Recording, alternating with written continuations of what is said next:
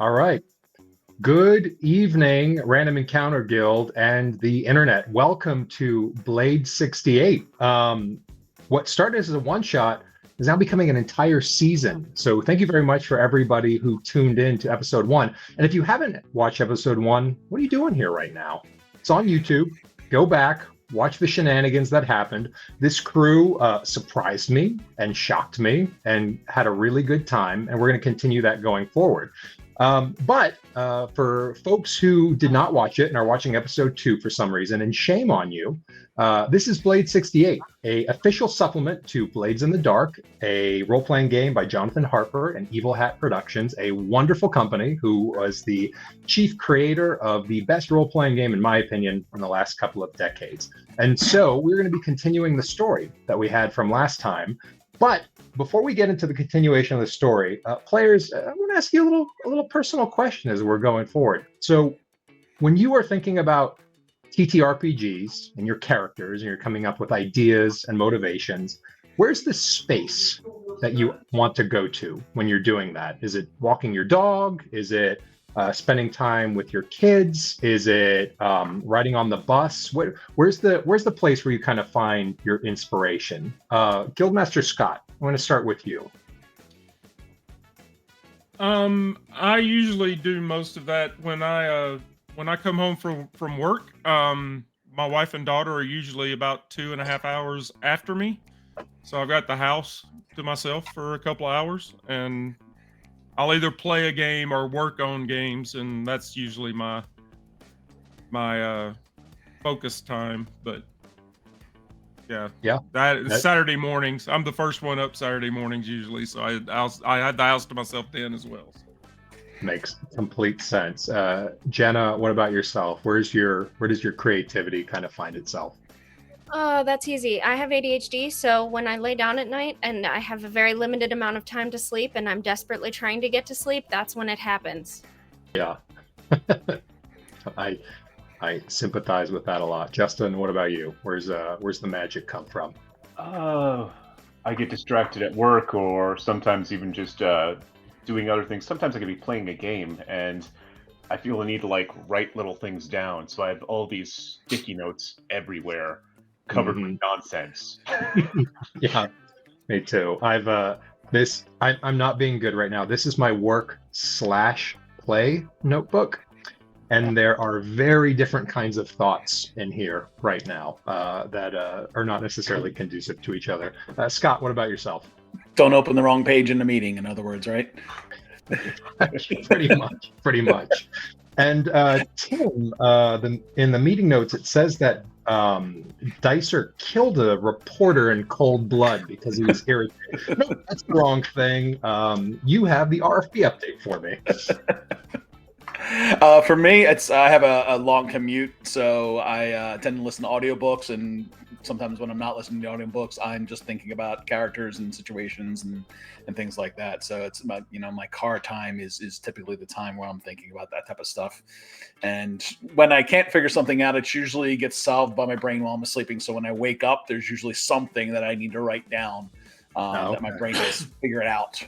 So yeah, good for you for having a productive sleep brain. Do other people experience that? Do things come to you in the dream world? Yes. I've come up with a number of characters and plots and stories and sometimes games in my dreams. Yeah.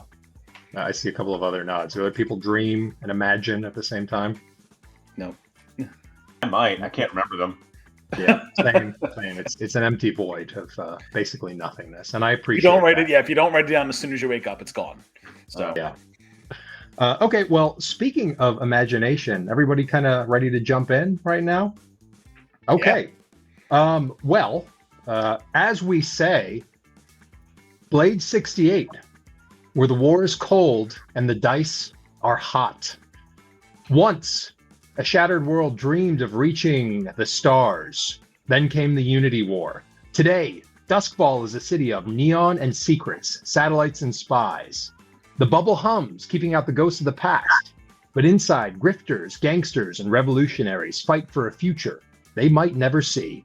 The Cold War burns hot in boardrooms and back alleys, where life is cheap and secrets are priceless. The sky may turn blue for a few fleeting hours every day, but in this city of sin, the only thing that truly shines are the blades in the dark. So, because we did a one-shot, we didn't really do session 0, and there was a fair amount of winging it that was going with it. I like winging with it and going with it, but Blade 68 has some really, really cool questions for groups to sort of ask each other to kind of get to know each other as a crew. Now, I want to ask some of these questions for the individual players, and I also want to ask some of the crew questions. But before I get into the individual questions for our individual players, I think that this crew is tier 1, maybe tier 2. We'll sort of figure that out as we're going. I think that this is an established group of people. Based off of what you did last time, you seemed very good at what you did, and like this wasn't your first rodeo. So the first question I want to pose to the group: how long have the Diamond Jacks been a thing?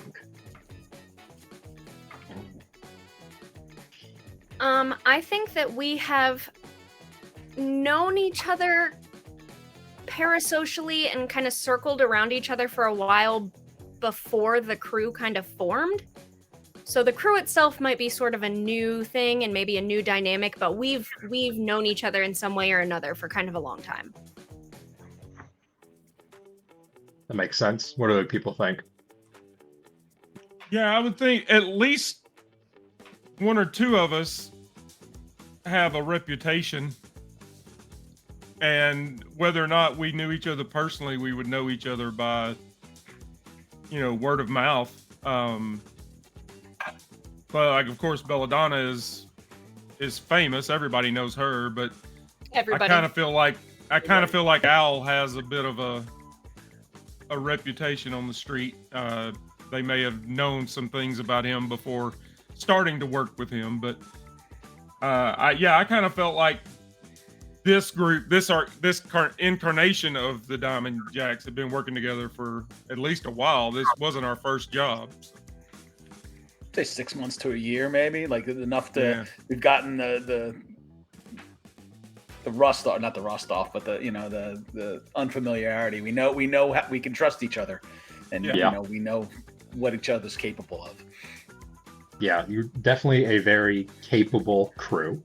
And something to keep in mind as we continue to play, unlike games that maybe involve 20-sided die, remember that you are competent scoundrels. Know what you're doing. You're the best of the best.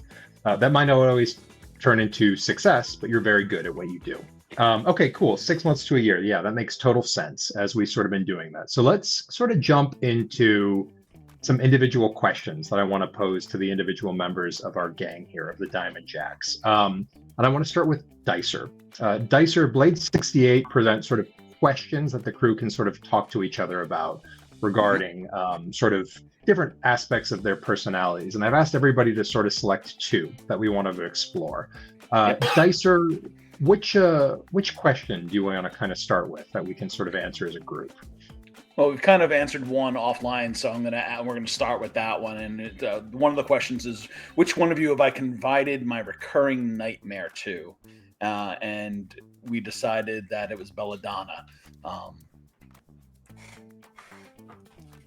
She's the one that knows the horrors in my head, and what drives me to my vices and to my angers. So.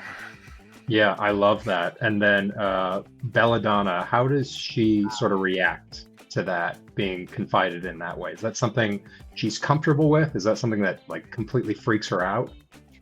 No, she is the sort of MC and editor-in-chief, so to speak, maybe curator, you could say, of the show The Midnight Maven, and that is a horror, occult, supernatural kind of show. So I think part of the reason that he kind of gravitates towards telling her this is because for her this is nothing new. Like, yes, for him it's real, but like she's heard way worse. She doesn't treat it like he's crazy and out there. She doesn't judge him for it. She's like, that's not even the weirdest story I've heard today. You want to see this manuscript? Like, she makes him feel a little bit more normal. I love that. I love that. And Scott, what's the other question you wanted to explore with Dicer?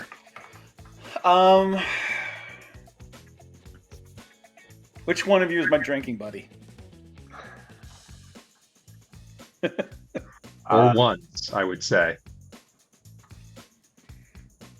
I'd say that Mr. Coffee probably has a drinking problem, so makes sense to me. There we go. Mr. Coffee's new to us, so we don't know. We don't know anything really about Mr. Coffee. So, yeah. Well, we know one thing about him. Yep. Okay, is anybody else Dicer's drinking buddy, or is it just Mr. Coffee? Sounds like it's just Mr. Coffee. Just all right. Okay, right on. Well, thank you, Scott. Speaking of Mr. Coffee, our hound. For those of you who watched episode 1, Justin played a very fun character named Brain. And as in Blades in the Dark tradition, he's like, you know what? There's more than a few people in this crew. I'm swapping out for another one. So Justin is going to be playing a hound today by the name of Mr. Coffee, who I love that name. A hound is sort of a operator, a covert person who has a lot of personality, spies, thieves, that sort of thing. Justin, looking at those questions right now, which ones do you want to explore? Well, similarly, there was one that already got explored in the chat earlier. Which one of you had a secret contact with a faction that rivals my affiliate? And yeah, turns out that that Belladonna has a secret contact with the city council, the rival faction that I hold responsible for loss of my previous job. Interesting. Justin, think a little bit more about what that loss was at some point. And we'll unpack that as we go. And then what's the other question you wanted to explore? Let's see. Looking at them.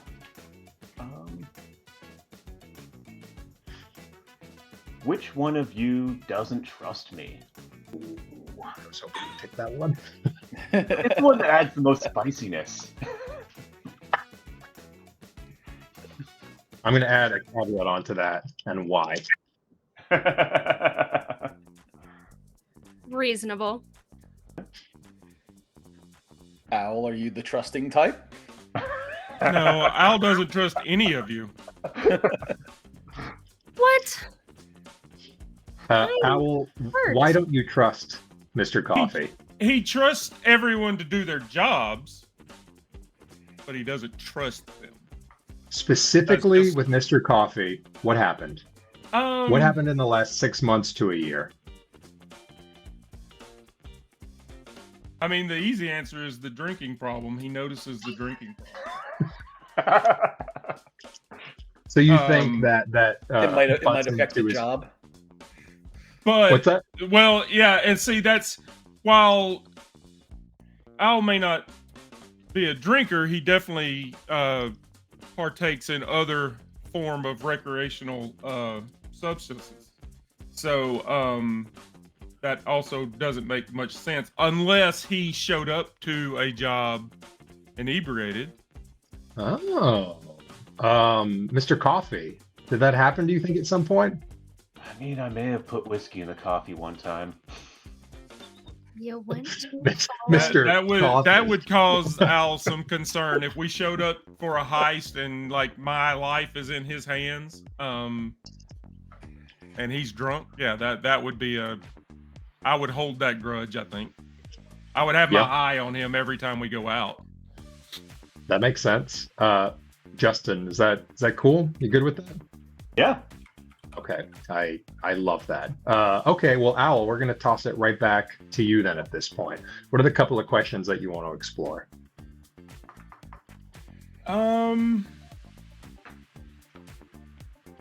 Well, I know from what Jenna posted of hers, like the first one that stands out is which one of you fears what I'll do one day, and that would be Belladonna.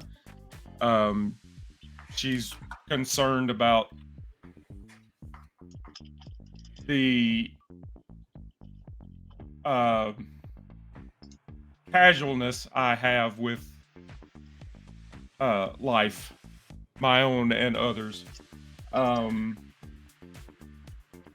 Why is Owl so casual with his own life and with others?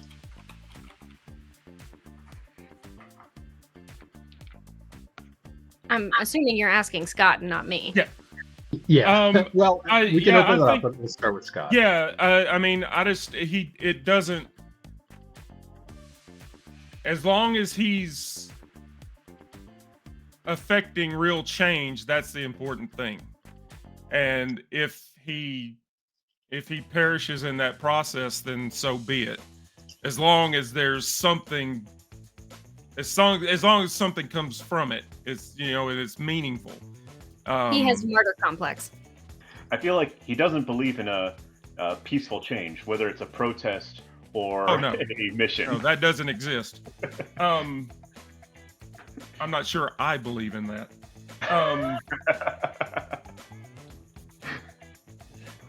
Now, whatever Belladonna's feelings on that, I mean, that's up to her, I guess. But Okay, well, I want to throw a little curveball into the mix because you've intrigued me, Scott. I want to hop down a couple of questions.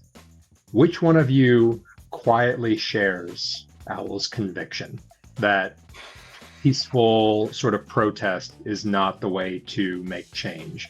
To paraphrase Nelson Mandela, change comes from the barrel of a gun. Yeah, that's Dicer. yeah, Anybody Dicer else? was I was gonna say Dicer. If you're gonna leave it up to me, I was gonna say Dicer. So. I think Belladonna also agrees with that, but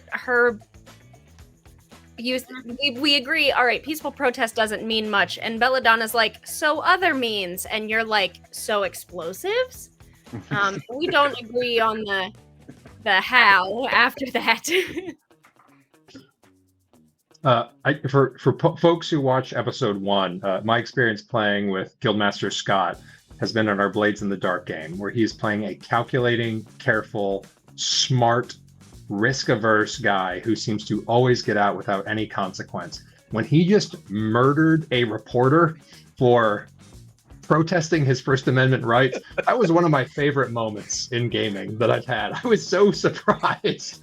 I was just sitting there with my mouth open. Okay, yeah, I love that. Belladonna, we're going to move over to you. I know you've put quite a bit of thought into this so far, but I'd love to kind of say, let's highlight a couple of the questions that you've explored so far, and maybe you can talk us through them. I'm not sure what you mean by talk through. I mean, they've kind of answered them already, but so as far as Belladonna's questions, she listens to Dicer's nightmares. She has a secret connection with Mr. Coffee's rival. She fears what Owl will do one day, and then her questions other people have not answered. Yeah. So which ones do you want to go with? Yeah, I crossed out the ones that were kind of not applicable because the swinger is kind of a broad thing. So my first one is sorry, it took me a second to realize what you were asking. Which one of you saved my life when I did something stupid? I was hoping you'd take that one. Well, I only have 3 questions left, so I'm gonna pick all of them.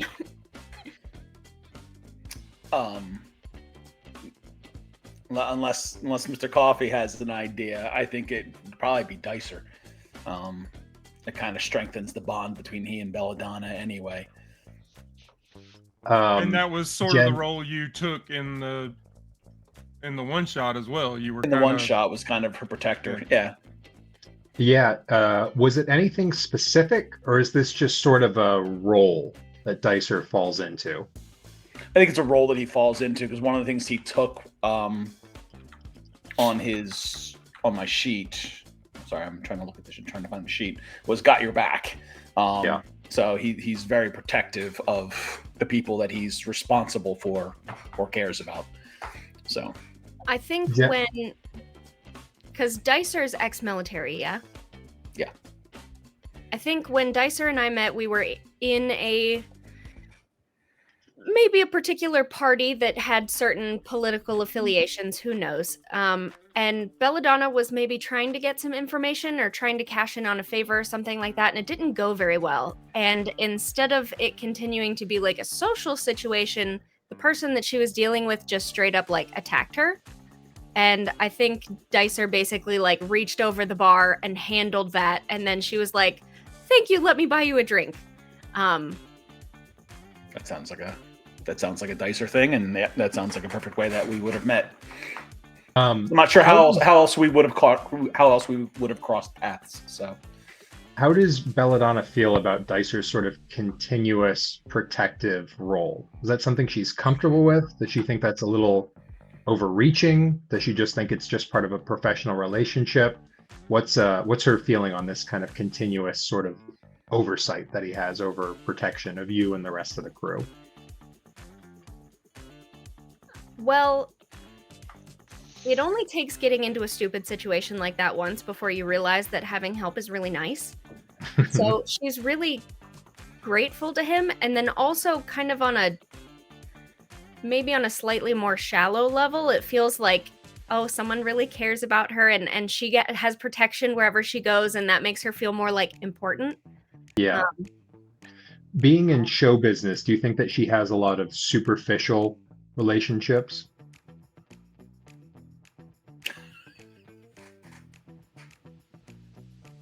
Obviously. But of course not. Everyone, it's really, truly such a good friend. Of course.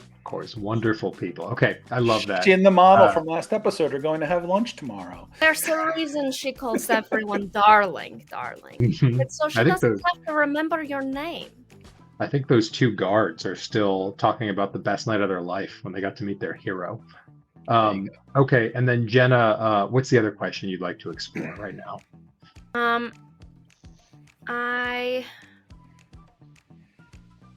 The last two are kind of opposites, so I'm gonna cheat. I feel like you have to be one or the other. The questions are, which one of you thinks I'm not a serious person? And the other is, which of you trust me as a true professional? So can I just like Scott and Justin pick one or the other? I'll pick true professional. I think that he sees you in action. He trusts your resolve.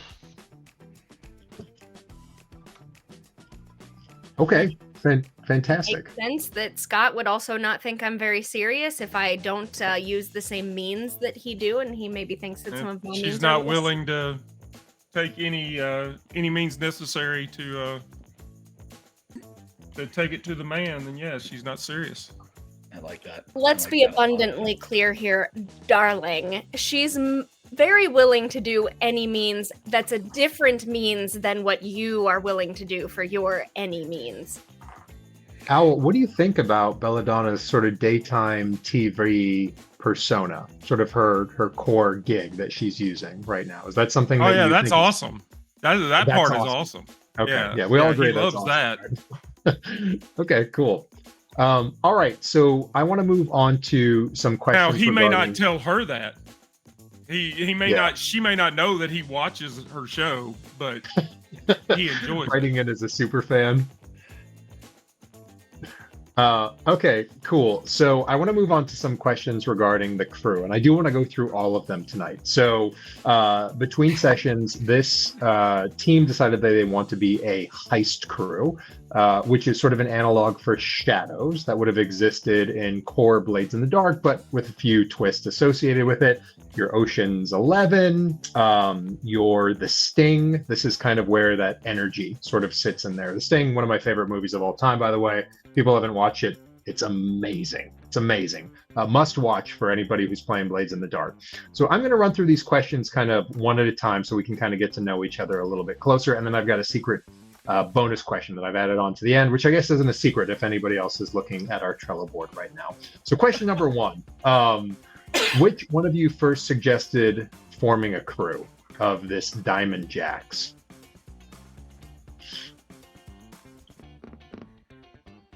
Not me. Ow. Why?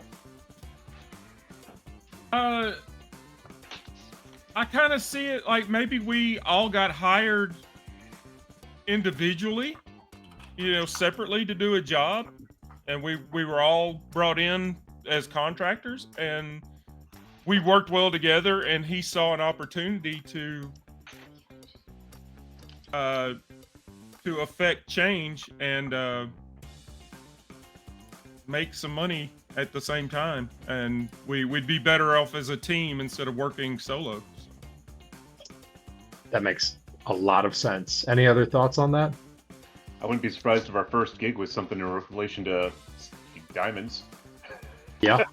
Yeah. Oh yeah, I guess I should have asked how we got the name, but we'll leave that to be a mystery as we unfold. Okay, cool. Who has the most experience with heists?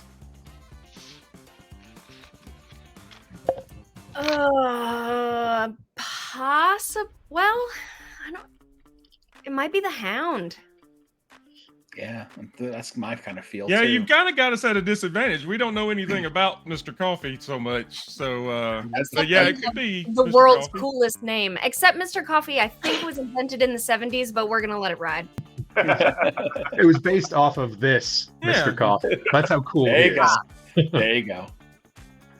But yeah, I'd say as a fixer, he's always known contact, able to get into jobs, and he easily could pull that up. Makes complete sense to me. Owl, you came up with the idea to sort of form the crew. Who did you pull in this gang that you recruited for a particular skill set?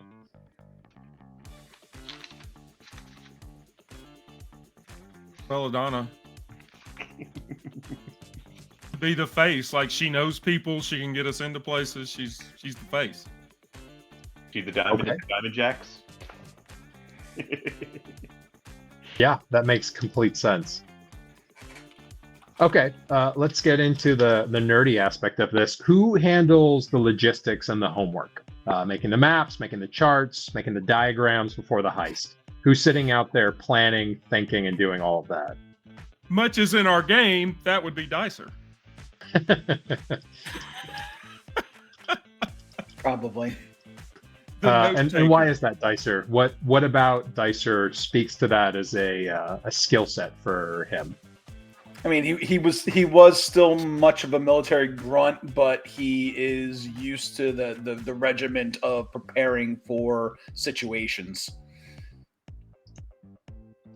Yeah, and I think in the timeline, Dicer would have fought in the third Unity Yes. War.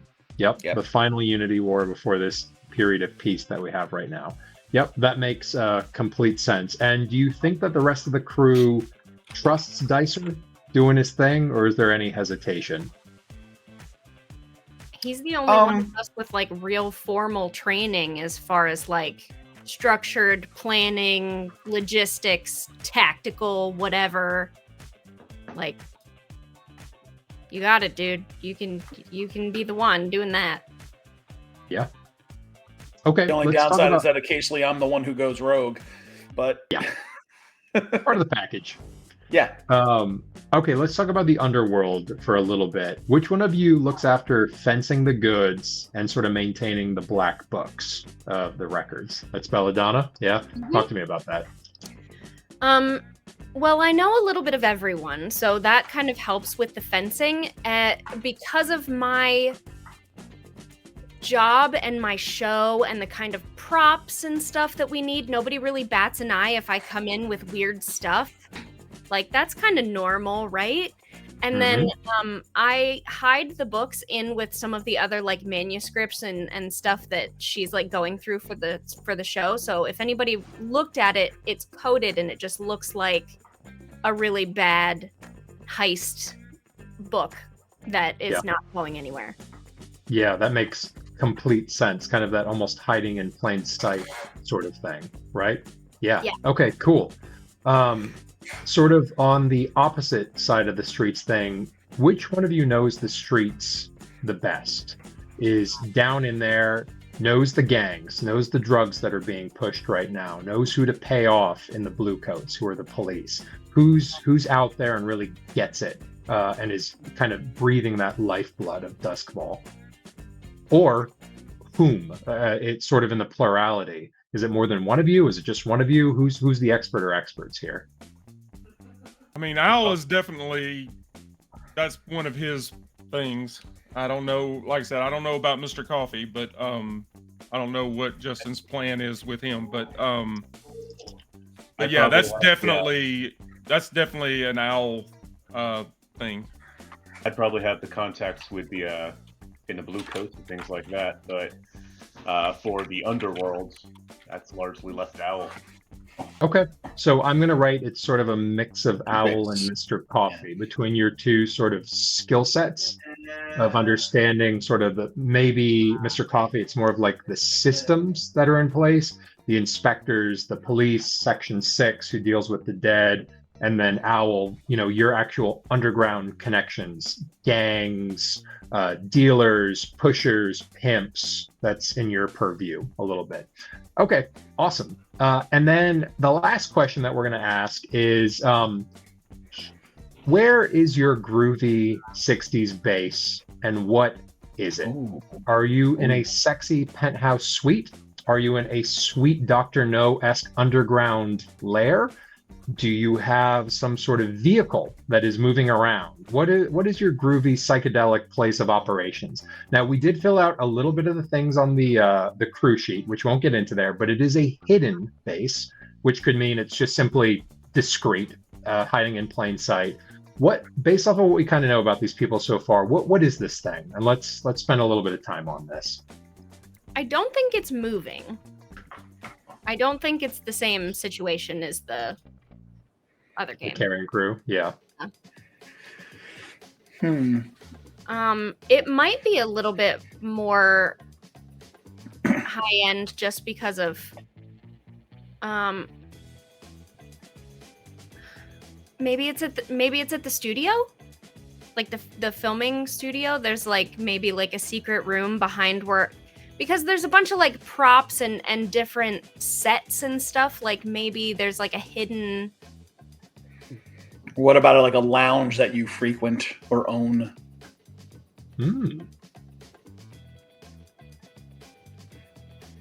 I would be all right with that too. Whatever it is, I think it either has to be goth or like really classy, because otherwise you never would have gotten her to come in the first place. It would be odd to see her going in and out of the place. Now, Belladonna seems like a very entrepreneurial individual who's looking to sort of grow not only her brand, but her impact. Now, I don't want to speak to the patriarchal dynamics of Duskfall in the 1960s, but if it was anything of an analog of what we have, I would assume that this is a very, like, be the first person to shatter the glass ceiling kind of thing. Maybe the Lucille Ball.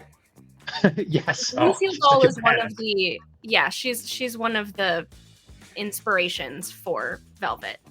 Okay, so we're going to say, Belladonna, you own or operate this sort of thing, or at least have some sort of piece in it. Is it a lounge? Is it disco? I guess we're a little early for that. Is it a sexy club? Is it like an entertainment lounge, blackjack, poker? What are we thinking about this place? What's it sort of operate as?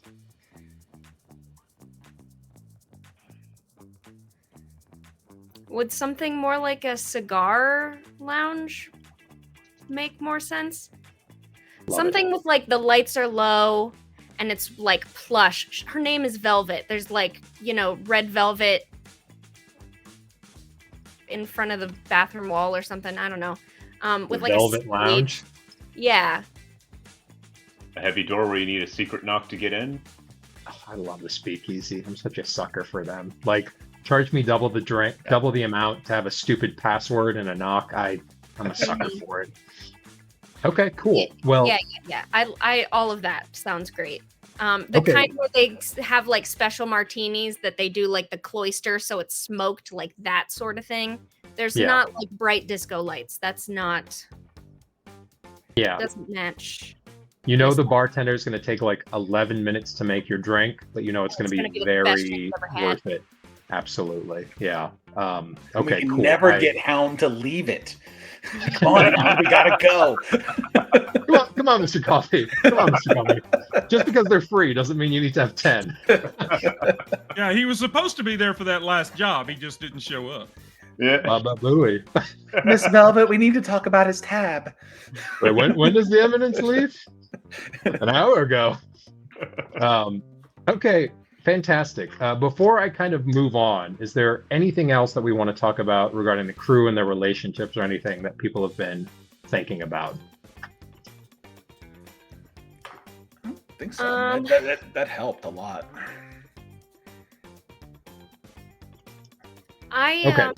I would like to know what our normal what am I trying to ask? So like the heist team, the kind of like main options that they have are things like diamond heist, art heist, like things that are worth money. And I'm totally down for that. But I was wondering if we have a specific taste for what kind of thing that we steal. My thought for this, Jenna, is I think that's a little bit too restrictive.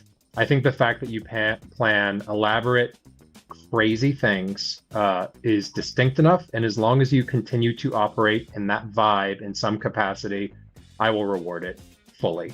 Okay. If you do want to think about if it's diamonds, if it's government secrets, if it's information, that's fine from a narrative perspective, but from an XP perspective, as long as you're out there heisting, I'm good. I think Yeah, I see this kind of like Mission Impossible. Like, you know, it's people hire us to get secrets or, you know, cause trouble, or you know, we're a team that gets things done. I don't necessarily think we're diamond thieves or art thieves. More that's like not what intel. we're in it for. So I was thinking Yeah. anything like hard to get. So maybe something high end, maybe secrets that are difficult to find, but like I don't go for the low hanging fruit. Like if you want me in on this, it has to be like a dramatic kind of nobody else could do it kind of thing. Especially if we're not tier 0, if we're starting in tier 1, tier 2, we've gotten past all that. Yeah. And thank you for putting that so eloquently, Jenna. I just made that your crew reputation. You do not go after low-hanging fruit. You go after the jobs that no one else can do. And that is actually going to be one of your XP triggers kind of going forward. I love that. You guys are skilled. You are at the best of the best. And when the other gangs in Duskfall say that is crazy, we would all die, you're saying like, yeah, give us a week. We'll figure that out. Okay, cool. Speaking of the individuals, I know it's been a couple of weeks, but we're going to be doing XP right now. And I'm going to go into rapid fire mode. And I'm going to be asking everybody some questions regarding some of the actions that they took last time. Justin, I know that you haven't done this before, but by the time we get to you, this will make perfect sense. Jenna, I'm going to start with Belladonna. And we're going to be running through some XP. I will let you mark your XP tracker. I'm going to be the one asking the questions, and we'll kind of go from there. So during our last score, Runway to the Stars, I don't think you rolled any desperate actions. However, we have something that's called once per session. When you hit a key, mark 1 XP and mark the key. Now, I know that's something we haven't explored a lot from the other characters. That's something we can think about as we're doing this tonight. Your keys are sort of your defining personality traits. Stubborn, litigious, lusty, gambling, whatever those sort of things that you think are the core elements of that. Anytime you hit one of those things during the session, mark an XP for yourself. And we can sort of figure this out as we're going. Jenna sort of thought through those things there. And we have a couple of them that are always a production, well-read, and Gothic beauty. Once per session, when you hit a key mark 1 XP and mark the key. Jenna, just because you did that in general, how about you add 1 XP to your general XP tracker, just because you were on top of that? Nice. And then in addition to that, you addressed, hit a key. Yeah, you addressed a challenge with charm or quick thinking. Jenna, what do you think? Well, I charmed the guards. And then I would say it was pretty quick thinking to get the model out of the dress so that I could have it, even though it turned out that wasn't the one I needed. I completely agreed. What do we think in 1 XP or 2 XP for your multiple instances of charm and quick thinking? I'm gonna be honest, I think 2 XP because the things that I did were very in character for Belladonna, very in playbook character, and like integral to us getting the heist done. I 100% agree. 2 XP for yourself. And then you struggled with issues stemming from a deadlock. Yes, you did, Jenna. Mark an XP for yourself as well for that as well. So deadlocks, for the players here who are used to normal blades, deadlocks are kind of like your traumas. You have a key. A key is a personality trait. And once you max out your stress, that key turns into a deadlock. A deadlock can sort of be a personality trait that may have flipped. So if you were gregarious before, you might flip that personality trait into closed off. And as you are acting in that way during the role play, I'll be awarding you experience as you sort of do that. So, or you can simply say, I'd like to keep it, but I'm just going to amp it up and be more extreme and dangerous or whatever those sorts of things are. Really, it's your interpretation of sort of what the personality shift was that's sort of associated with the stress. As a reminder, you are all competent scoundrels, but you are all doing absolutely insane, crazy, dangerous work. And because of that, you're going through a lot of stuff psychologically, and so that kind of thing. But Jenna, to that point, you hit your deadlock. Give yourself another XP there. So that's going to be one additional XP for hitting your key, 2 for that, and then another third one. So that's 4 XP in general. Please distribute those amongst any of your things as you best see fit. Cool. Okay. And Okay. just, I don't know if because deadlocks are sort of like traumas, instead of like telling you, oh, I'm gonna take like, obsessed or whatever, I plan on deadlocking always a production, and just I wrote my keys so that they were kind of like fate aspects, so they could be positive or negative. So I'm thinking hers is gonna be the deadlock there is that like some of the people at the party didn't recognize her and she almost wasn't allowed backstage, and this needs to be like everybody needs to know Belladonna. Yeah. Maybe the word always gets always a production. Now I mean always. Yeah, always is in italics now, right? Yes. Always a production. I love that, Jenna. Okay, I'm actually going to be moving on to Brain right now. And Justin, I'm going to just be asking you a couple of questions. You say yes or no. And since you're going to be playing Owl now, if you want to just transfer that XP right into Mr. Coffee's playbook, that's totally cool. So let's kind of talk about some of the activities that Brain did. Did you take a desperate action? Yes, you did. You took a couple, as I recall. I think you did one in study, I want to say, in order to sort of pull something off. But regardless, just make a mark for your spells right now, Justin. That's 1 XP. Number 2, did you hit a key? Mark 1 XP. You didn't. We hadn't established the keys at that point. No big deal.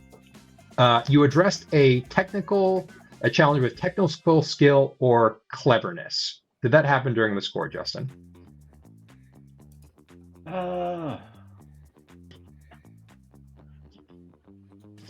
Hard to say. Technical skill was me wanting to have a technical conversation with someone. You had a technical conversation with somebody. You invented truth serum, I believe, at one point. Mm-hmm. And you also invented a leg-based stun cannon simultaneously. I think you lead into that.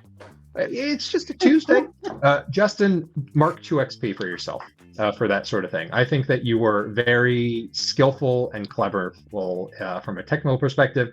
And did you struggle with any issues from your deadlock? Nope, you did not. You did not trauma out in any capacity. So Justin, take 3 XP.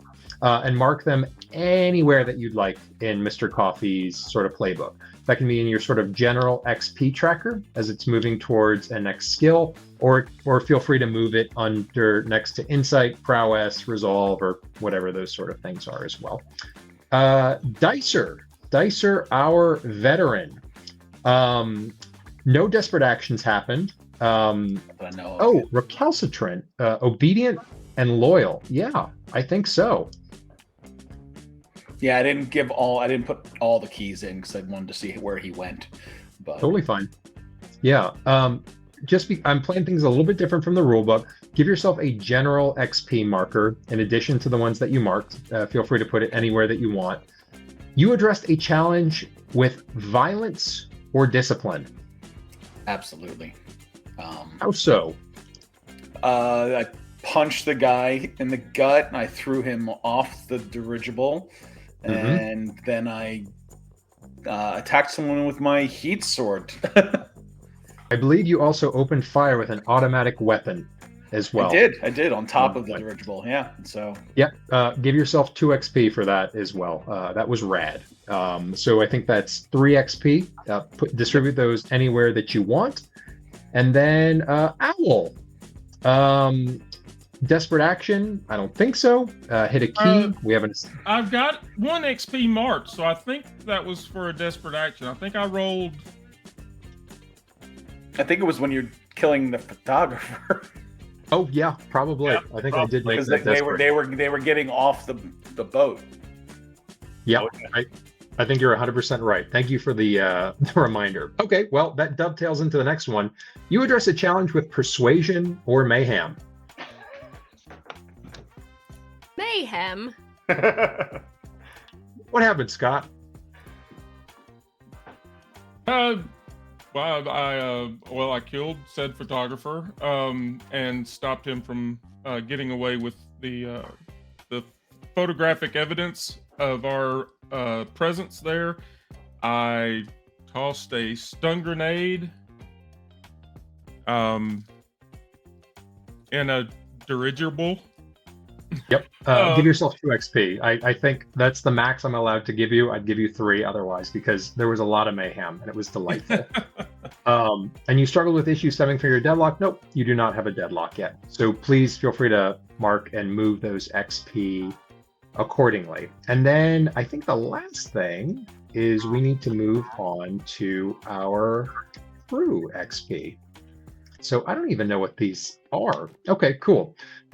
I will mark kind of the XP as we go. You completed let's just say a heist. Did we complete a heist? Yes. I mean, I stole a dress. Yes. You stole the dress.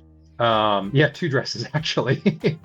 That's very true. Yeah, I'd say that you were successful in what you wanted to do. And for folks who are listening, the specific XP trigger is you completed a bank heist, intel heist, or jewelry heist. We're going to be a little bit more broad with that. We're just going to say heist in general, not to sort of pigeonhole the players. Number 2, you contended with with challenges above your current station. I'm going to say we're tier 1 strong. Yes, the Eminence, Esme Voss, the DSP Trader, we're all higher than you. So we're going to get you an additional XP on top of that.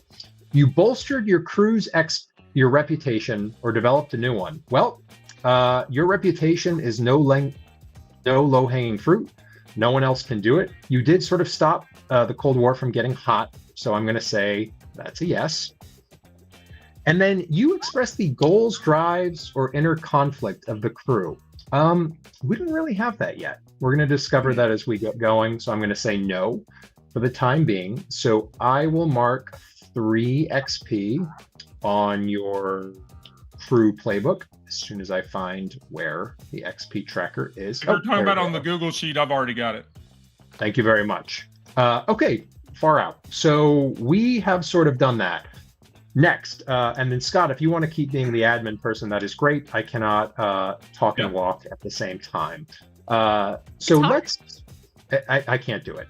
Let's talk about payouts. So Blade 68 has a playout system that's a little bit in line with deep cuts in the way that it works. Earlier today, I marked that you all had a vault upgrade, just so that we don't have to worry about coin moving all the time. You're tier 1 gang. I'm going to award you 10 stacks for the last score that you did. That is a truck load of money. So if you wouldn't mind filling out 10 stacks, as much as can be filled into your vault and your overall, and then any additional coin, please feel free to add into your individual character sheets as well. And for folks who aren't necessarily familiar with Blades in the Dark or Blade 68, stacks or coin are an abstract unit of money. 1 coin is like a week's worth of wages for a blue-collar worker. Two stacks is going to be like a very fancy dinner at a 3-star restaurant. 3 stacks is more than that, all the way up to 10 stacks, which is like a nice car, kind of going from that. We can each get 1 personal, and then that will leave us 6. We'll have Perfect. 4 stacks and then 2 in the vault. Sure. Yep. So in your individual character sheets, there should be a place for coin or stacks or whatever it's called. And just drop 1 coin in there. Coin can be used for additional downtime activities, which we'll be exploring today. And it can also be used for a lot of other things as well. It's also going to be determining your retirement. We'll talk about what's actually already in sort of your slush fund as we go forward. All right. Everybody able to add a coin or a stack? My apologies. It's in the upper right if you didn't see it. Great. So everybody add 1 stack into your loadout as we're going forward. Oh man, we've got rep here right now. Let me open up 68. And while I am doing this, how did you all think you did with heat? I'm just kind of curious about your perspective as we go into this. I think people noticed. somebody died. Weren't we on camera at one point?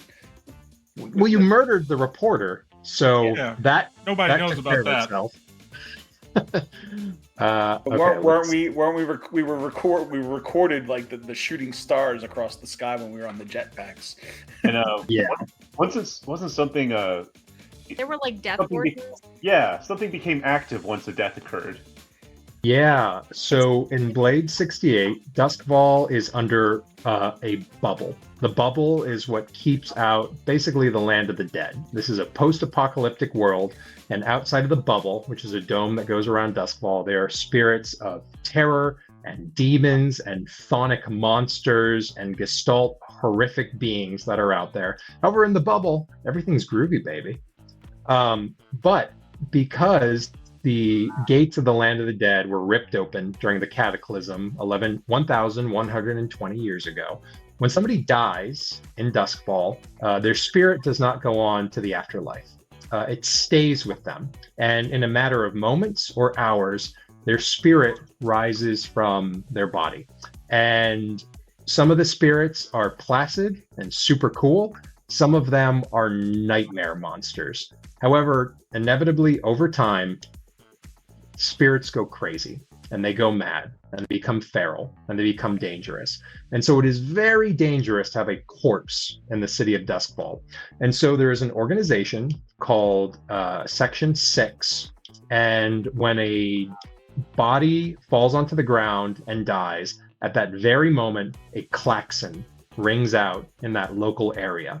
And that is the summoning call for Section 6. And they're going to send an automobile loaded with automatons to collect the body. It is inescapable. It is inevitable. It is very illegal to kill people in the city of Duskfall. And we'll get to that because you all didn't necessarily follow that rule. So death is a big deal here. And that thing can sort of be tracked. Maybe we're an airship, that wasn't as big of a deal. I'm going to ignore tithes for the time being. Tithes is paying up to your gang boss. I'm going to say this crew figured that shit out already. Somebody was demanding one of your coin every time you did an operation. You squeezed them out. You figured that out. Maybe somebody else is going to come after you at some point. But for the time being, you are independent operators. Heat. Let's talk about heat. Anything you do might be witnessed. There's always evidence left behind. To reflect this, your crew acquires heat as they commit crimes. After a score, your crew takes heat according to the nature of the operation. Oh boy. Okay, 0 heat. This was a smooth and quiet low exposure. No one's nodding? Okay, I can trust you. 2, contained and standard Hey, exposure. nobody blew up the airship. Well, let's rephrase that. Far quieter Somebody than did it could blow have up the been. airship. I mean, you could say he lowered exposure by killing the cameraman. But I don't think you could call this contained. Contained. We all flew off the back of the thing with jetpacks, okay? Like, that's not... Yeah, it was rad though. So that's going I to was be in about my to say, I think consideration. you were the one that was most excited about that. I was so excited about the jetpacks. No, I Everything lined totally up. want jetpacks, but it Okay, was not so contained. we're going to say it's either 4 heat, loud, chaotic, and high exposure, or 6 heat, wild, devastating exposure. Where do we think that this lies? I think just chaotic. 4, yeah. I 100% agree. So, Scott, It would could you have start us- gotten worse. It could have gotten worse, Scott. And you were licensed to kill during this operation as well. What you did was for the greater good. So let's actually talk about that. So add +1 heat for a high profile or well-connected target. Yes. Yes. And add 1 heat if the situation happened on hostile turf. Yes. And add 1 heat if you're at war with another faction. No. And add 2 heat if killing was involved, whether the crew did the killing or not. So Oh, and we we're going to 10 call heat, that. baby. We'll call that 7 heat. 7 heat. However, Jenna, you inspired me this evening in the Discord chat. I'm going to offer the crew a devil's bargain right now. You can take the 4 heat. That's a given. However, I will take away the 3 additional heat, including the killing heat, but I get to throw a complication at you tonight.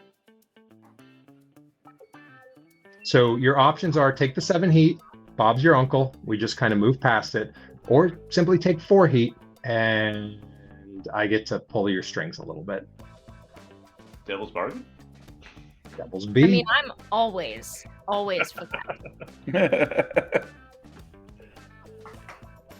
I got And a I'm also feeling going to I'm tell be you- outnumbered on this, so let's just do it. Whatever you guys want to do. I'm also going to tell you, you are not going to know when I do this tonight. I'm about as subtle as a butter knife, but I'm going to sneak this one up on you. Okay. Okay, everybody I'm cool? in favor. All right, so 3-1. So Guildmaster Scott, if you would just add 4 heat for the time being, we're going to go ahead and do that. Afterwards, we have a series of harm complications. I don't think anybody explicitly took harm during the score, right? Okay, cool. All right, so we will ignore that. Blade 68 has a bunch of this sort of like chaos engine that it has where we can do entanglements and stuff. I'm going to be skipping that for the time being for the sake of expediency. I think based off of what you cool kids did, I have some stuff I want to throw at you regardless. So we're going to do, I think, one of my favorite new mechanics of Blade 68, which is called Unwind. This is a feature where all of you go and do a group activity together and everybody clears 1 stress. Who has stress? Mr. Coffee doesn't have any stress right now, but he's still going to hang out. So the question I want to ask you all is like, what is the thing you all do as buddies? Like, what are you doing? Are you hanging out at the lounge? Are you doing disco dancing? Are you going to a rifle range? Are you rock climbers? What's the thing that you all do together? And this can change week to week if we'd like. But like, what's the thing you all do to sort of hang out and like you're friends, right? You're colleagues, but I think you also spend a lot of time together. What do you like to do together? What's fun in the 60s? the main question is, does Belladonna want to be seen with us in her place of business? We could hang out at the lounge, but I feel like it would be more fun if there was something Else. Yeah. Yeah, something that you're doing for fun. Are you going out dancing? Are you Yeah. Are you going to a sports gang, Rag Sculla, which is Antiquing. antiquing? Yep. Okay, if you went antiquing, she would probably go with you. But if it was anything else, like a sports game, if it was something that would damage her image, she probably like dresses down and like kind of not a disguise, but like that sort of thing, right? Like when celebrities wear like the big sunglasses and stuff, like Come on, Taylor Swift goes to football games. Let's go. I don't know if I could boyfriend recognize Dwayne. Elvira outside of her black Outside. hair and her little Yeah. black dress. I feel like she's probably a Dolly Parton situation. Like when the makeup is off, it's very different. Yep.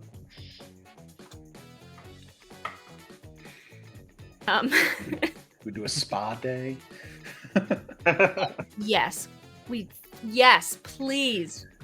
Maybe she took y'all to get pedicures one time because she was like, y'all, your fingers are disgusting. I don't even want to know what your toes look like. We're getting all of this fixed immediately. And then it was just nice. A All little right, so petty getaway. a little M&P Call GW. it self-care. Maybe sometimes it's like a sauna or like facials or something. Like, Okay, that sounds great. And we can change this as we're going forward, but let's say it's been about 3 weeks since your escapades on the Eminence. That was a high octane, high skilled event. You know that you pissed off at least one other faction, Silk, when you were there, who was also there to steal the dress. But you're hearing surprisingly little about all of this. It looks like the papers have mostly buried the events. There was talk in the sort of Duskfall Tribune about some mechanical error that happened. And despite the fact that Duskfall's Heidi Klum died in a jetpack explosion in slow motion, there's been no talk about that in any way whatsoever. It just seems like, you know, the rich and famous were doing their things, and maybe there were some drunken mistakes as you're sort of at your spa, sort of enjoying your experience. So everybody on your crew sheet or on your individual playbook sheet who has any stress, just remove one right now for simply spending your time together. do I have any stress after a deadlock? You do not. You do not. But you also won't be taking any penalties for this either. I'm never going to penalize anybody for overindulging for hanging out and being buddies. That sucks. So yeah, for anybody who has any stress, that sort of thing. I don't want to be that guy, but we skipped rep and went right to heat.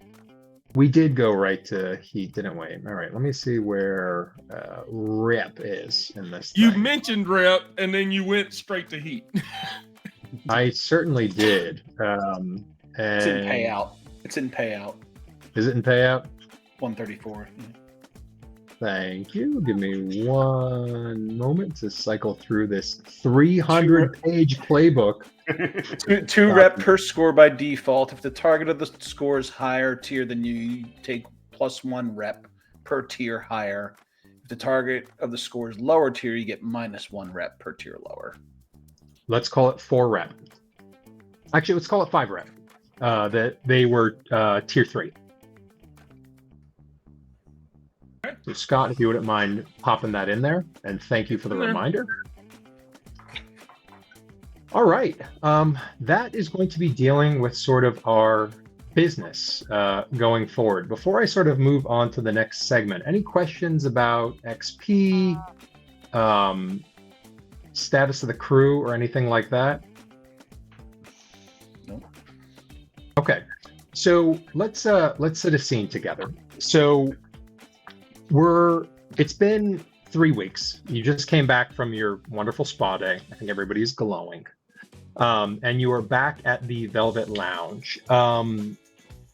Velvet Lounge, Jenna, do we think it's in maybe night market, kind of where business, commerce, and entertainment is? It's a night market? Okay. It feels like, yeah. Okay, yeah. Night market is a section of Duskfall. That's kind of where the hottest clubs are. It's where the cool coffee shops are. It's where the cool bars are. It's kind of where the hipsters are. There's a bit of displacing sort of the people who have been there for a couple of generations. But yeah, I think that's maybe where the movie studios are starting to pop up, TV studios and stuff like that. And so paint me the picture. of the Velvet Lounge, sort of behind the closed door, which has some sort of knock. What does it look like in the interior? Are there murder boards set up for your things in play? Is it like a VIP cigar lounge in the cigar lounge? Like, what's the vibe for your sort of private space back there? First of all, I think that it's not called the Velvet Lounge. I think it's probably called something else, but I need a little bit more time to come up with it. But yeah, it's got definitely more of a cigar lounge sort of vibe. And it is like plush, and the lights are dim, and it's like got a warm, like cozy, nice sort of vibe. It's not like loud pumping music or anything like that. And was there a second part of your question? Oh, just okay. So it's a cool place. This is sort of your thing. What else is going on there? This is sort of home base. Rest of the crew, what is back there that sort of makes this the heist team's heist HQ? Are there any other features there? Are we underground? Are we like high up, overlooking the city? What's the vibe of the area? Yeah, one of the images in the book was like, you know, Tony Stark's house in the Iron Man movies are sort of like on a cliff, and they have that like the round glass as like the living room. It's sort of that. It's like overlooking the city a little bit high up on like a higher floor with like big glass windows. And it's only open at night. So, or I guess you could say like not during blue time.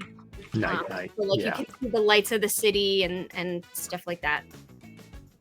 Okay, excellent. So as you were there, your tier 1 gang, does anybody work for you? Do you have goons? Do you have a secretary? Who's like answering the phone, sort of dealing with the managerial day-to-day? Is it one of you? Is it somebody that you've hired? Yeah, there's like a manager, like the bar manager, and there's like waiters and stuff. I don't. What'd you say, Justin? I don't do any of that. I was gonna say there's definitely a bartender. There's for sure a bartender. Okay, But cool. they don't handle. Like if we get calls that don't make sense, then the host or the manager or whoever answers the phone is like, I see you need to leave a message for Miss Blackburn. But they only handle like the real, the actual business. Diamond Jack's business. They don't handle Diamond Jack's business, no. But like what I'm seeing is like there's this club, and it's exactly as Jenna said, but much like in Tony Stark's house, there was the area below that was his workshop. Oh, it's called the Black Diamond. That's where our name comes from. The Black Diamond. Oh, I like it. Okay.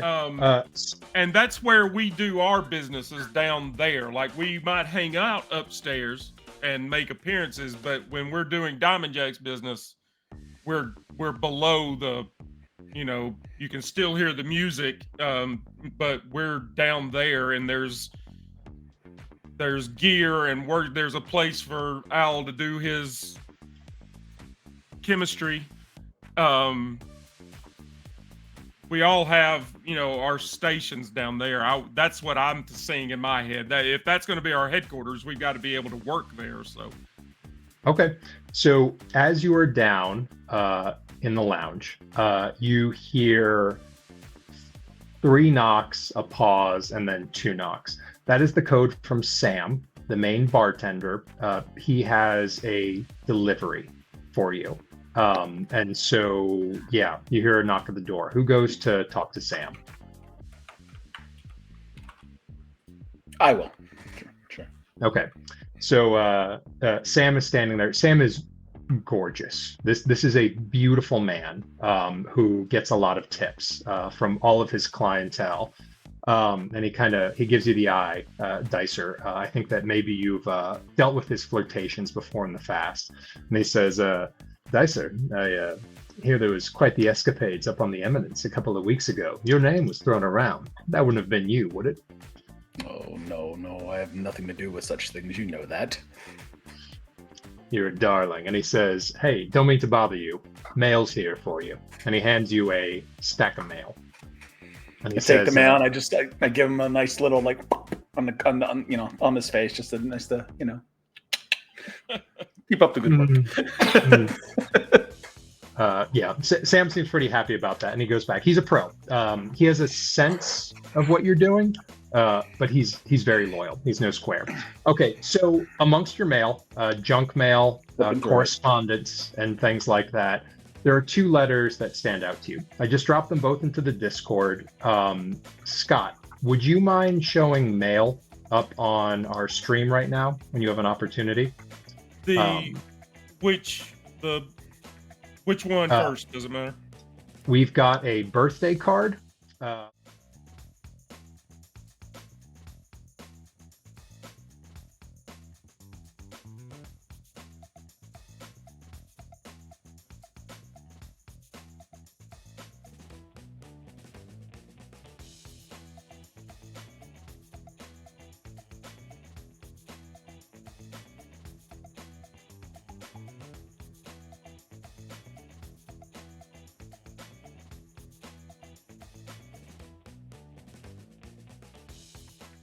Most government sense in this crew right now? Who is the most experienced kind of dealing with these clandestine CIA sort of black opsy sort of stuff? Probably me or Mr. Coffee. Okay. I'm going to say it's the both of you. You take a look at this and you know that this is Zipper saying, I've got work for you. This is dangerous work. This is not time-sensitive work for you, though. I want you to meet in our usual spot at your discretion. Don't make me wait forever, but you are needed. That's number 1. Okay, that's her happy birthday from Zipper. You also have another letter in the mail. Scott, would you mind putting that forward as well?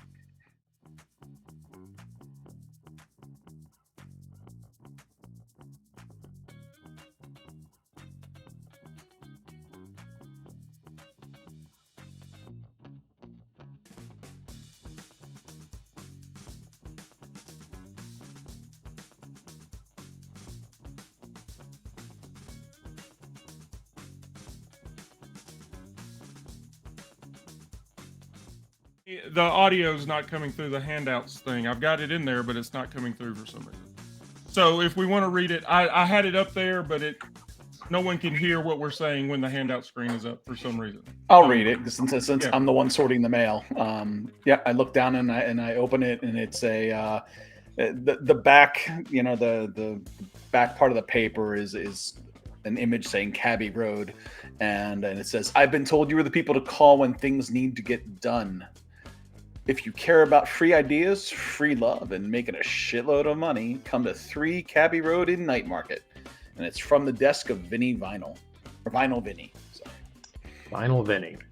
Yeah, so... recap about the birthday card, or did that come through audio-wise?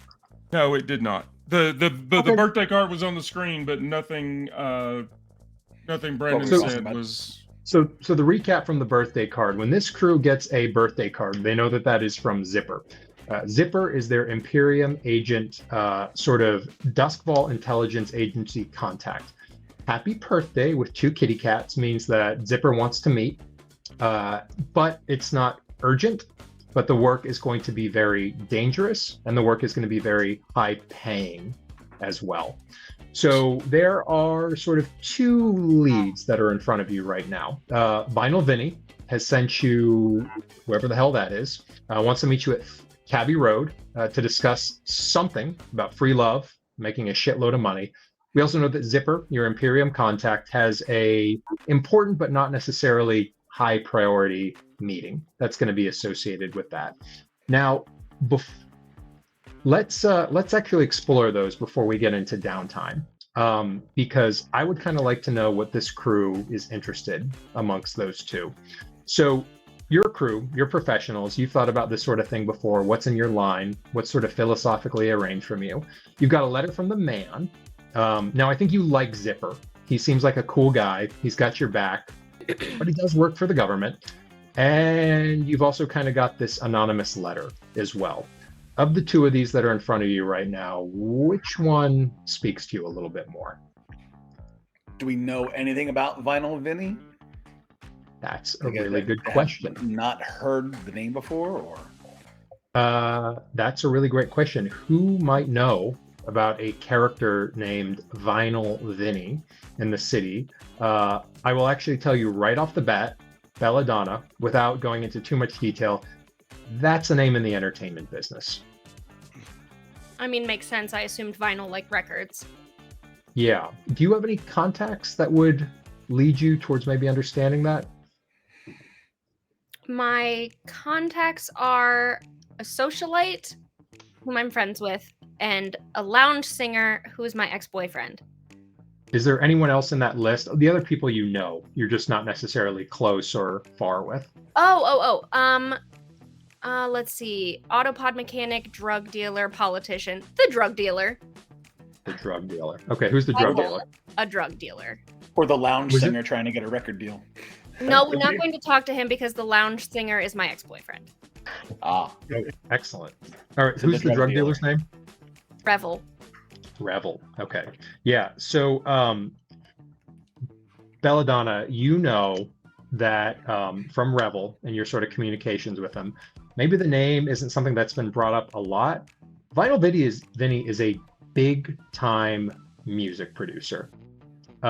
This is a name that has come up before. Vinyl Vinny is probably an alias, but it's been an alias for so long that it might as well be that person's real name right now.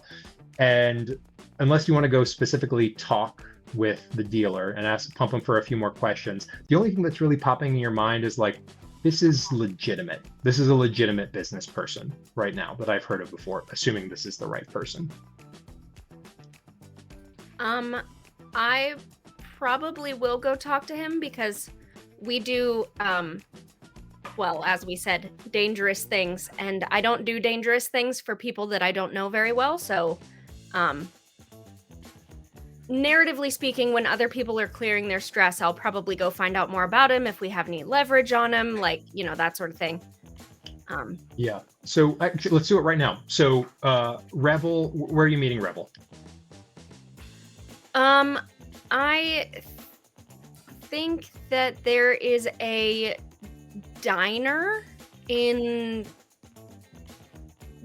Night Market, I think, is still where all of the Sure. there's just a Yeah. diner around, and it's one of those, like, it's a Denny's, but that's sort of like where the music people go, especially like after gigs and stuff kind of happens that way. So Revel sort of hangs around there. That's sort of his clientele. So Yeah. I wait until like 4 a.m. and go hit this out of time diner.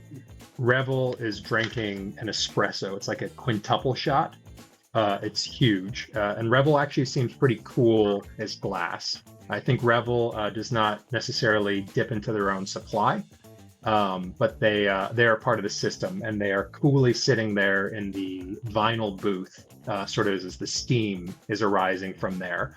And Revel is excited to see you. I think that you're good buddies, you're acquaintances. And hey, Belladonna, I'm so happy to see you again. Come on, take a seat, man. Let's talk. Let's vibe. Let's hang. Let's have some energy together.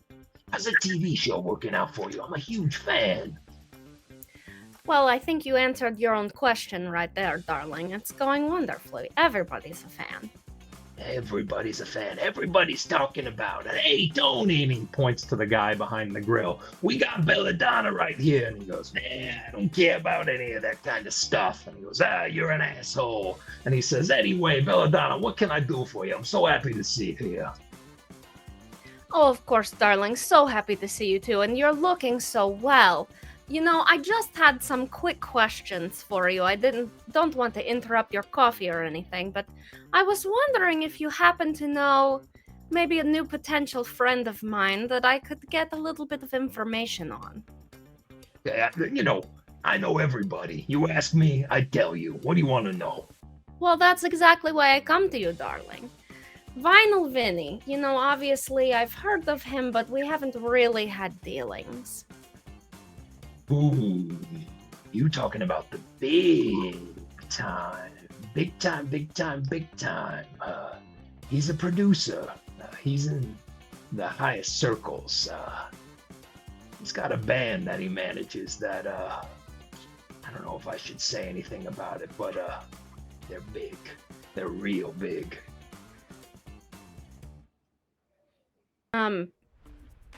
Band as in like he's a music producer, so he's producing music for okay.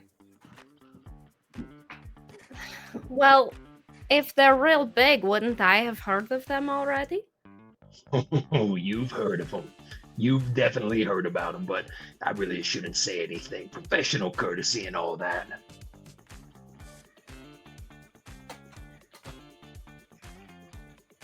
And he's like gulping his quintuple espresso.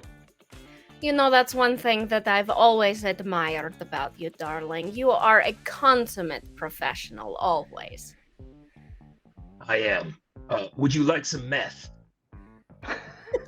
Not right now, I just had my nails done. But, you know, one professional to another, there must be some sort of deals, maybe, that we could make in order to come to some sort of agreement. There might be some sort of,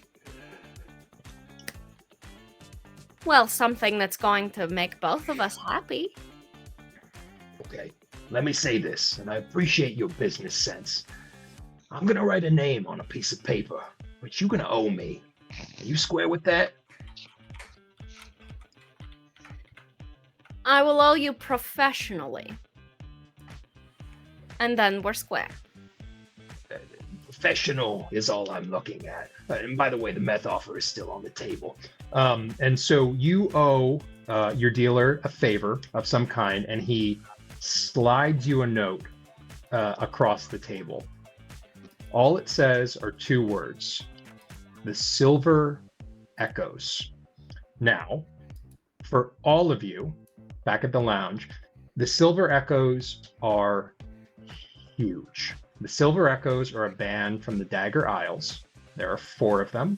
They wear suits, they have bowl cuts, and their music is absolutely rocking the charts, changing the nation. And when they get up there, people start screaming. This is the biggest rock band in Duskfall, the Dagger Isles, Severos, and Tycherosi right now. These guys are Scott, massive. can you just lean back a little bit and stretch just a little bit? I mean, I will say they're fabulous. I will say that there are 4 of them, but any other connections are legally distinct in any capacity whatsoever. So, Belladonna, you know that Vinyl Vinny represents, among some other very top bands, the Silver Echoes as well. And Vinyl Vinny is asking you for your professional services. Okay. Real quick, guys, are any of your characters like big into music? I feel like maybe the Radical would be, but so yeah, Belladonna has this meeting. It's way too early o'clock. She comes back at some point, and you guys are talking about like, oh, my bangs are driving me crazy. You guys are talking about how you're not sure if you don't know this guy who is this, but the other one's the man, and maybe you guys are like bickering about it. And she comes back in and she goes, well, I think I solved our problem because I found out a little bit more about Vinyl Vinny. And I found out this is someone that we definitely want to help because we absolutely want him on our side. Certainly beats dealing with Zipper, so... Well, I'm tired of Zipper. He sent us on the last one. I'm not a dog. I don't do all of his errands. Couldn't agree with you more. Okay, so what do you think? Is there a visit to Vinyl Vinny in your future? Yeah. Yeah. Okay. Yeah. Well, how about right now? Okay, so Vinyl Vinny is in Night Market, which is the district that you're in. There's a curfew in Night Market right now. Around, we'll say, the Earth equivalent of 9 o'clock at night to 6 a.m. in the morning, there is a district-wide curfew in Night Market. There is a increased blue coat patrol. There are cops out on the streets, and they are enforcing the curfew violently and severely as well. So you can very easily go visit Cabby Road at any other time during that. But just as a point of note, there's a pretty severe curfew happening right now. Is this standard or is this something new?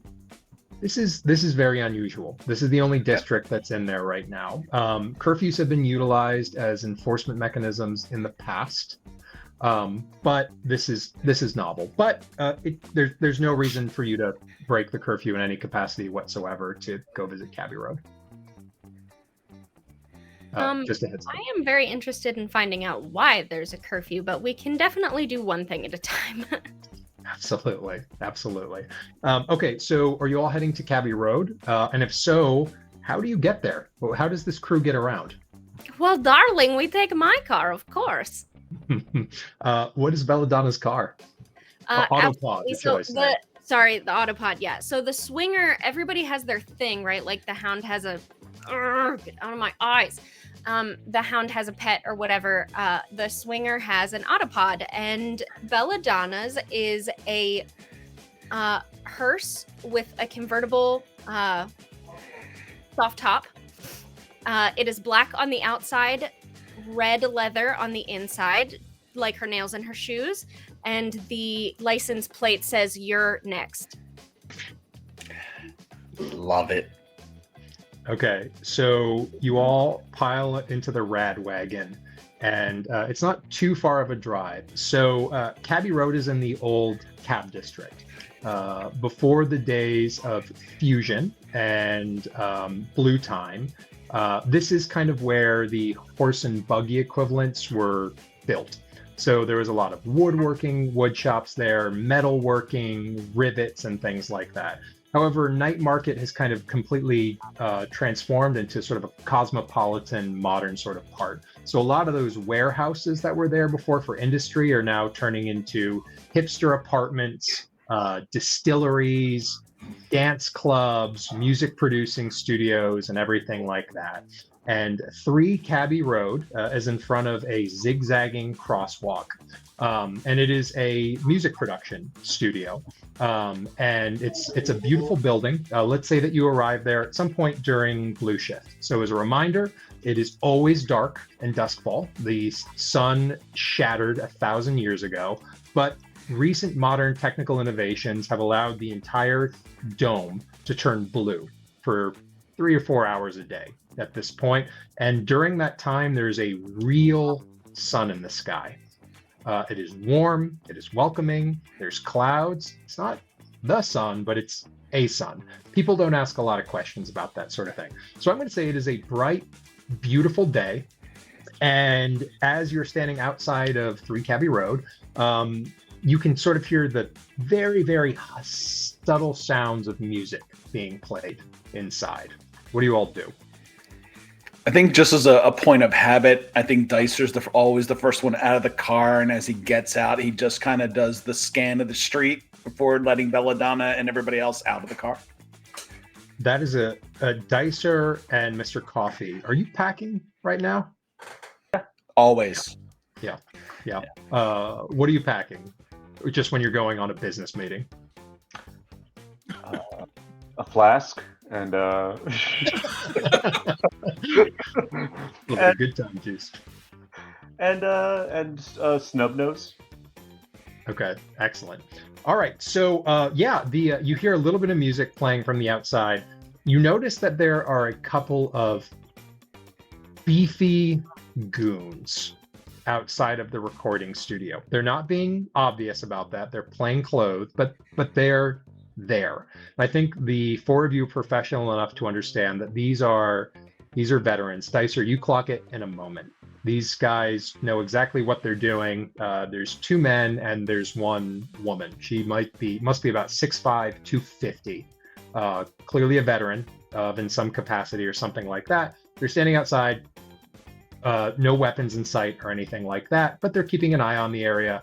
They clock you immediately, but you don't see any surprise or anything like that. What do you do?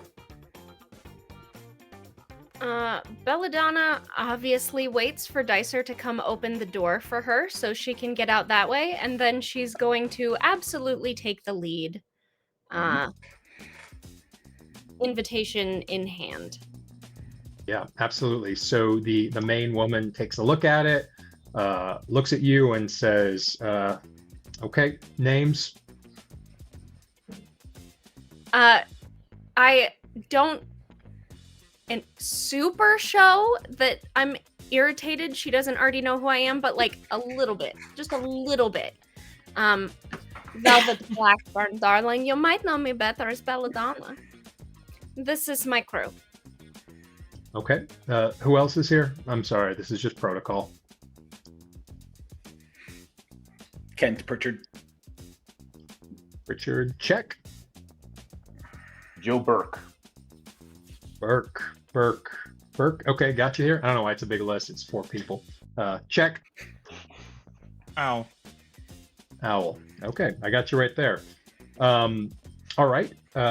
Please go ahead. I will inform Mr. Vinny that you're on your way. She puts her finger into an earpiece.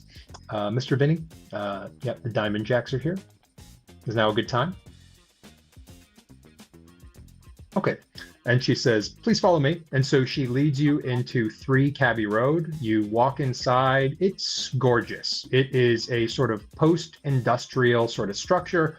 Open, lots of concrete, lots of pillars and everything like that. And there's sort of like a coffee serving waiting room. And the guard sort of sits you down there and is standing kind of at parade rest, sort of waiting for you. And you kind of hear the pulse of music sort of happening in the background.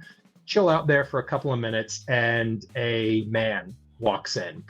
He has sort of pale skin, receding sort of blonde hair top. You could tell maybe he was like almost a linebacker equivalent in his day, but that's sort of faded now. And he's wearing sort of a tacky suit that I think the 4 of you would know this is the kind of suit somebody who grew up without money wears now that they have money to show that they have money. But he's got a big smile on his face, and he says, well, as I live and breathe, if it isn't the Diamond Jacks. Hello, I'm Vinyl Vinny. I'm so happy that you're here. Did you get my letter? Oh, darling, lovely to finally meet you in person. You know, we've heard so much about you. I know you. I know you from the television. You're fantastic.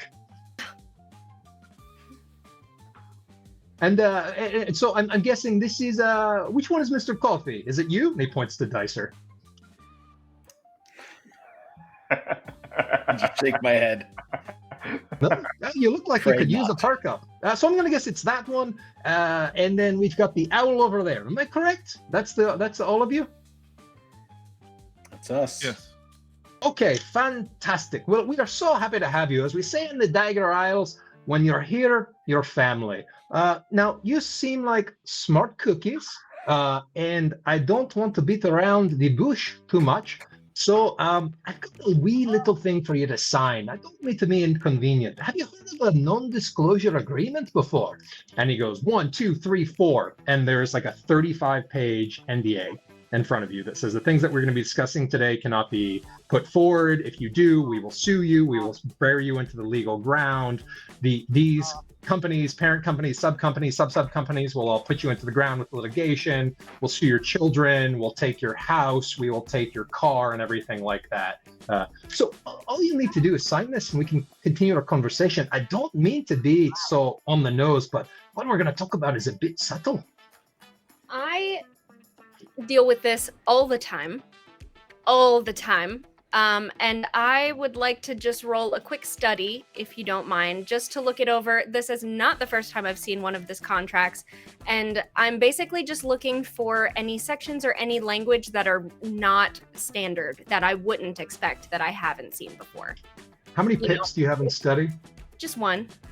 I'm going to say that's actually great. You don't actually have to roll. You are experienced in that sort of thing. This is very, very boilerplate for you, who's in the entertainment industry. There's no hidden clauses. There's no bullshit. But you can tell. No, like, oh, if you decide to turn the job down, then your souls are forfeit and you become our holes, and now you're the cigarette machine in the lobby. Okay, good. Perfect. No, there's no deep underground Cthulian sort of thing with that. But you do understand by the thoroughness of it, if you violate the NDA and talk about what happens today, you're going to be buried in the absolute worst way. And all of your code names are not there. These are your real names.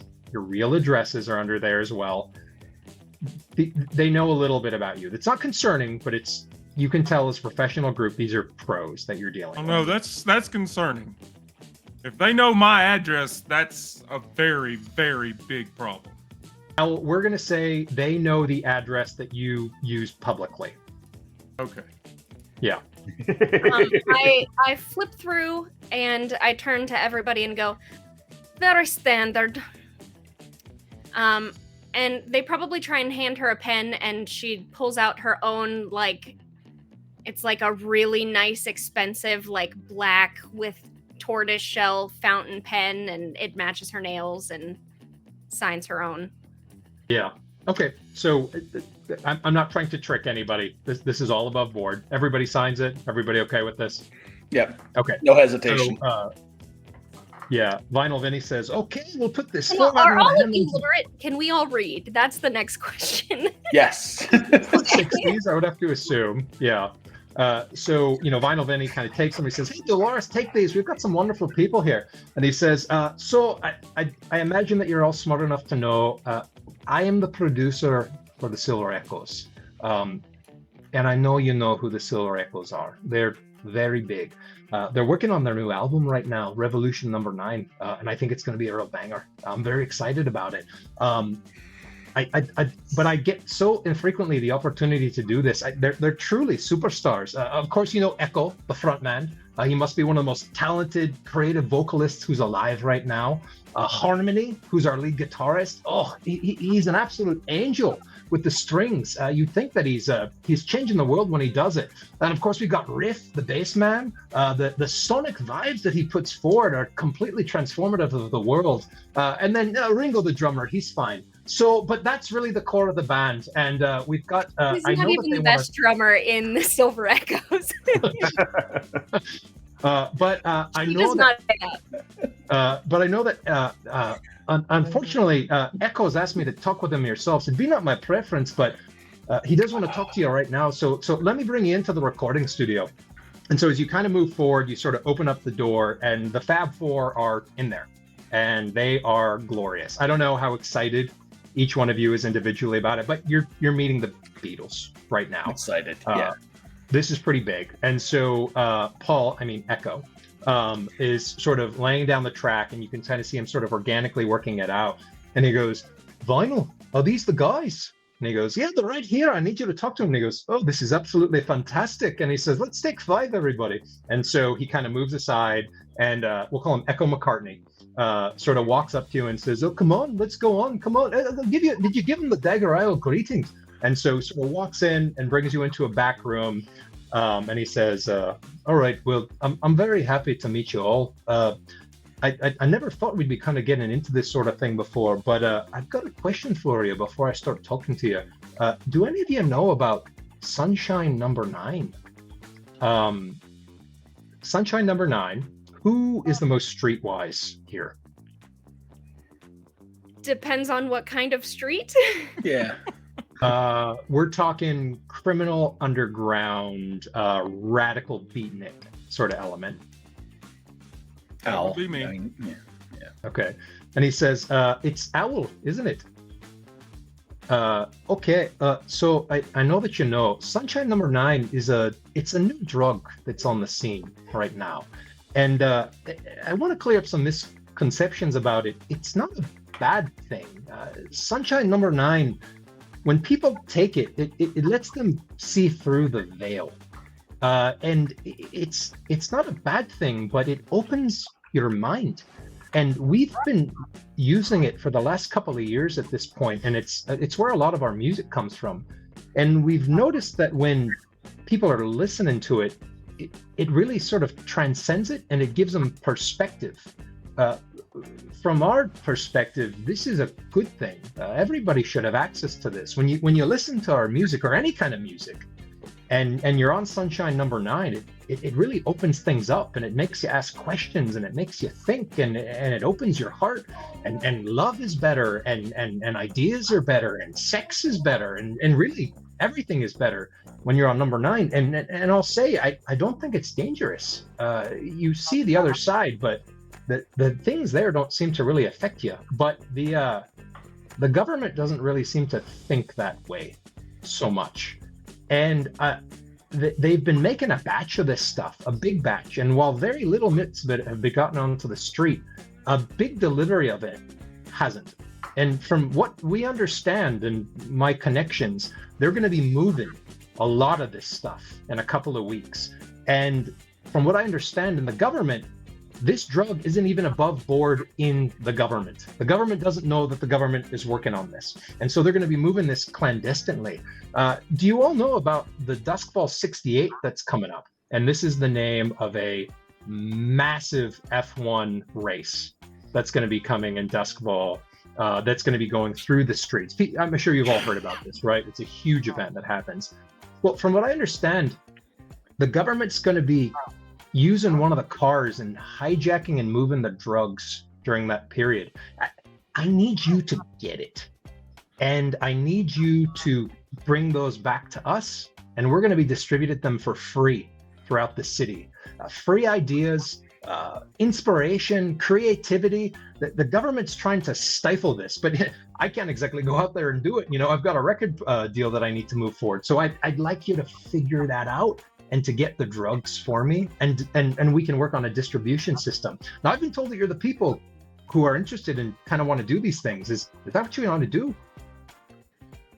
Well, you've definitely come to the right place, but I must say I do have some concerns. Just like you, and she sort of like gestures back, we know that the government is not interested in free love or free ideas, as we all are, and my concern is we should check these drugs first before we distribute anything. We don't want to distribute subpar merchandise, so to speak.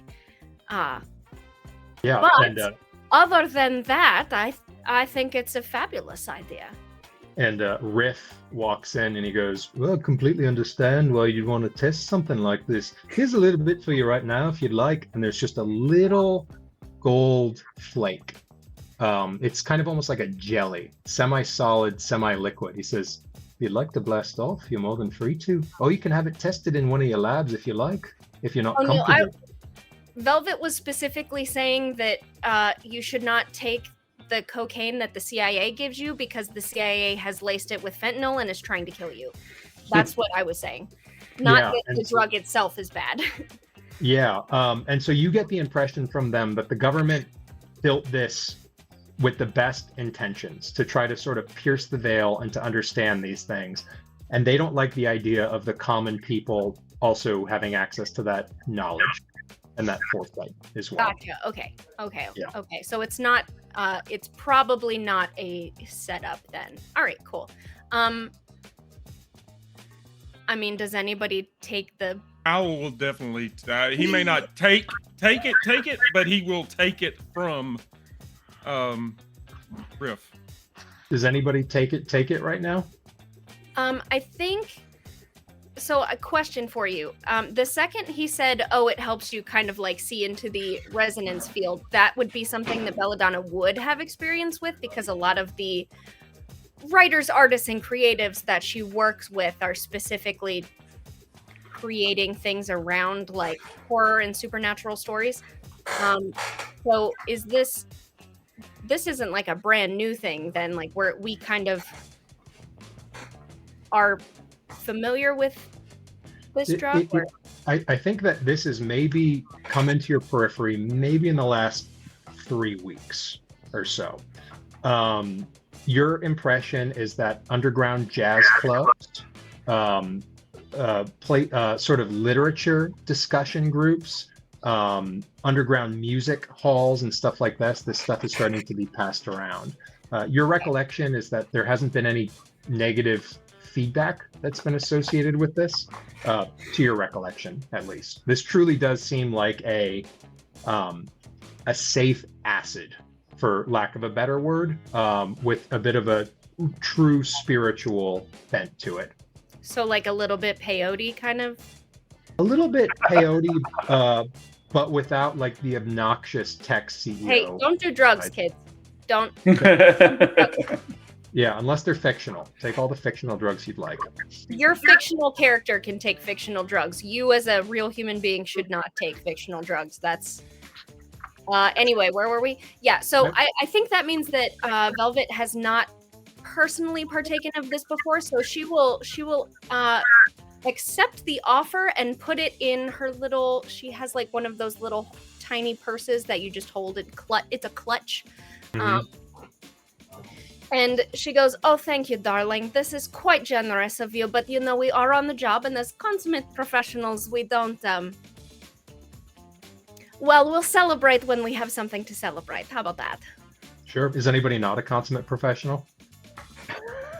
Said it like As she said it, Dicer goes, Anybody else? specifically saying that in almost a "we are consummate professionals" because she knows.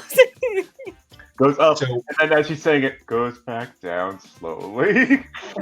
Does anybody else take this right now, or is it just Dicer? Okay.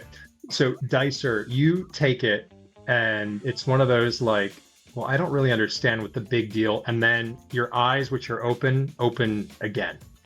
And you can sort of see this layer of reality descend upon the other reality. And you can sort of see these astral images over each one of the silver echoes and the music that they're producing, and you can see it. And not only can you see it, but you can kind of see the path that it's going out, and it's starting to almost connect with the people that it hasn't quite connected with.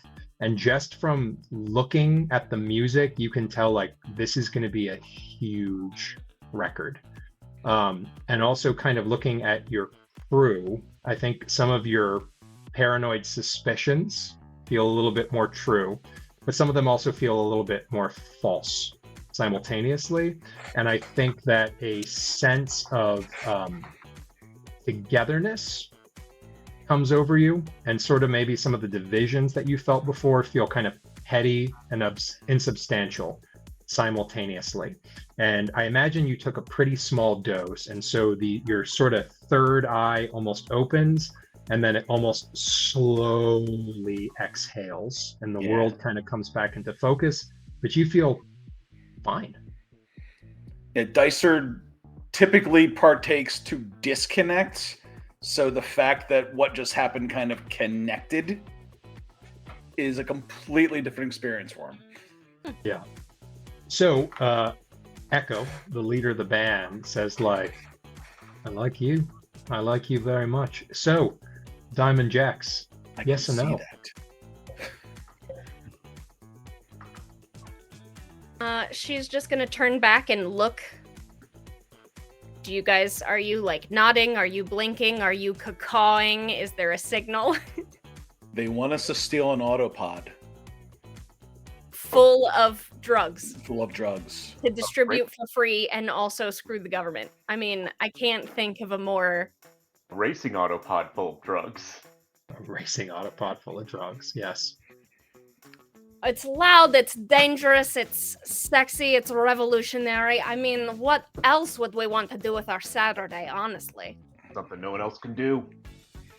Yeah. And so Echo sort of shakes all your hands, and Vinyl Vinny comes out, and he just says, I'm so glad you're going to be able to do this. Now, the race is going to be in about 2 weeks, and I don't know how you're going to be getting this, but I'm very much looking forward to seeing what you're going to be doing. And with that, that's where we're going to call it for this evening. The Diamond Jacks have their next mission in hand. Crew, I think that we'll maybe just kind of do downtime offline, if you're okay with that, just for the sake of expediency and speed and everything like that. I meant to get to it tonight, but I was having far too much fun doing that horrendous Scottish accent. I apologize. Oh, it was Scottish. Oh, Yeah, Scottish.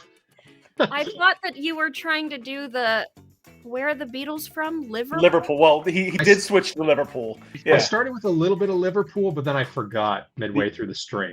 Look, oh my goodness, the number of times that I have like just the wandering accent, it's a real thing.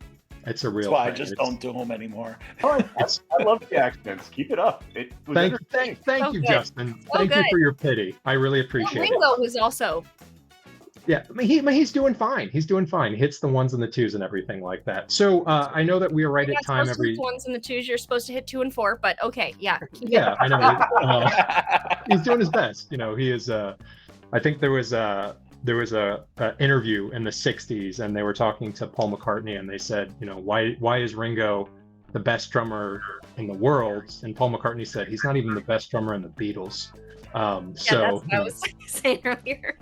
he's doing his best. So anyway, thank you, players, for playing tonight, and for those of you who are watching, thank you very much. Tune in next week. We are going to be doing the next score, which is going to be dealing with this psychedelic Grand Prix, where our scoundrels are going to be determining how the heck they get this cache of drugs in the middle of a race. My name is Brandon. Thank you very much for joining us tonight. Crew, I know that we didn't sign in, but I would like us to sign off just because we're all here. Guildmaster Scott, how about you say good night and anything that's on your mind or anything that's upcoming? Just upcoming, we've got Sunday night. We'll be back with more Alien, and